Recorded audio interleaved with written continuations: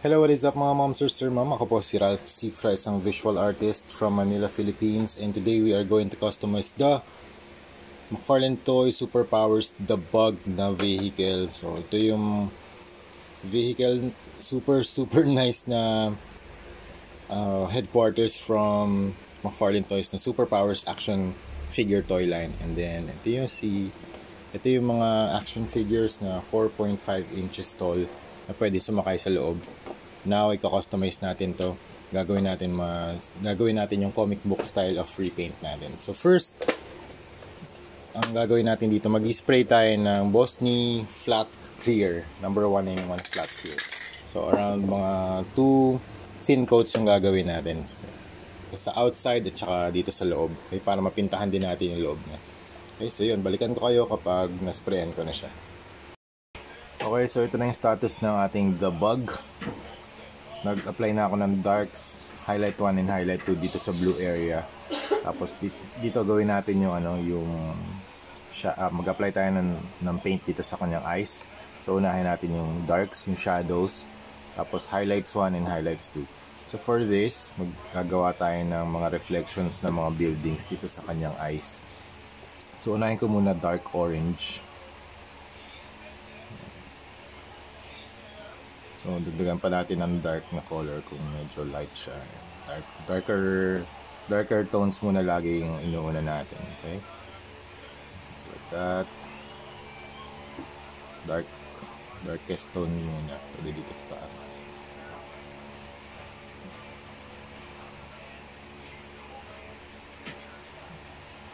Okay.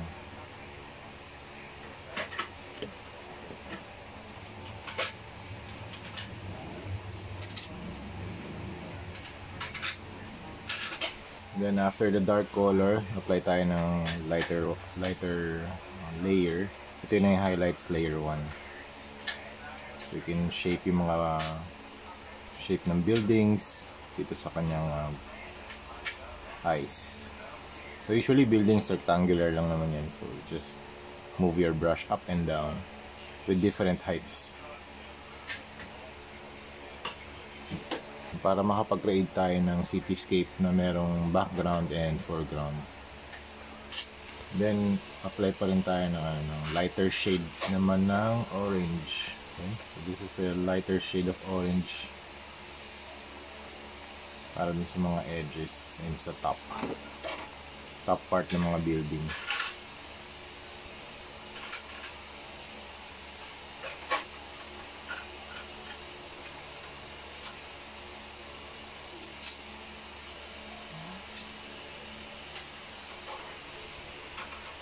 And then after this, pwede na tayo mag-add ng mga lights sa mga buildings.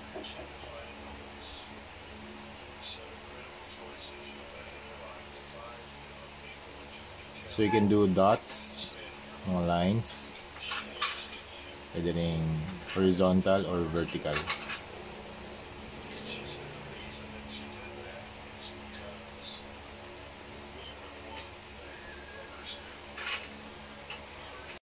Okay, tapos ito na yung ating status ng The Bug. So nag-apply tayo ng darks, highlights 1, highlights 2, and yung light details ng mga buildings.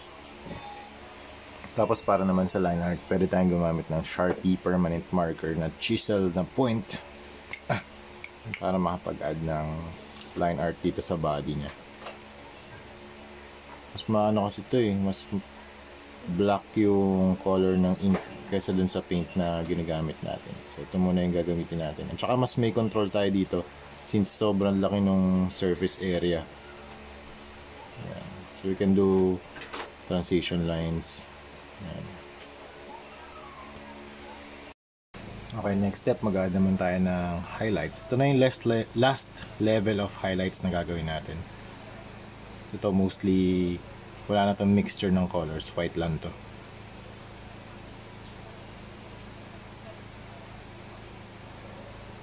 And I'm using a finer brush.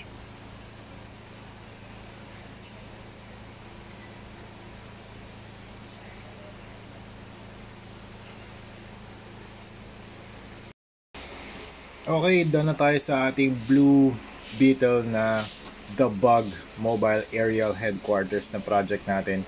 It's a vehicle na mas laki. Ang ganda ng design niya. Super cool na. Ang ganda ng design ni McFarlane Toys dito. Tsaka ang ganda rin ng mga scale niya ni Super Powers. It's for around 4.5 inch na mga action figure toy line, and ang ganda lang din niya i-display sa mga desk, sa mga maliliit na spaces. Ito hindi ko pa ito na custom repaint, gagawin natin to soon, pero yung The Bug tapos na natin. So recap lang natin yung ginawa natin dito. Gumamit tayo ng clear primer, nag-add tayo ng shadows, highlights 01, line art, and top coat. So yung yung ginawa natin dito na, kasi ayoko magdagdag lang ng shading dito sa sa kanyang eyes, yung kanyang windshield. So naisip ko, what if nagre-reflect yung cityscape dito sa sa kanyang eyes habang lumilipad siya. So para nag-indicate na mataas yung flight niya. And nga pala dito rin sa likod, sa ilalim pala, sorry, meron din siyang paint. Dito naman yung logo ni Blue Beetle. Tapos meron siyang rope. Lagay ko lang to sa tripod. Ayan, nandito yung logo niya. And then you can extend this part para lumabas yung rope. Tapos pwede mo siyang pakapitin dito. Ayan. Para kung kailangan niya bumaba dun sa pad, pwede rin. Ayan, pakabitin siya. Tapos pwede mo siya i-retract gamit to. Teka. Na-retract natin ito. Itong button na to. Okay. 1, 2, 3. Ayan. So na-retract na siya. First time ko lang din nakita kung paano siya nag-work. Ayan. Pabitaw na natin. Okay.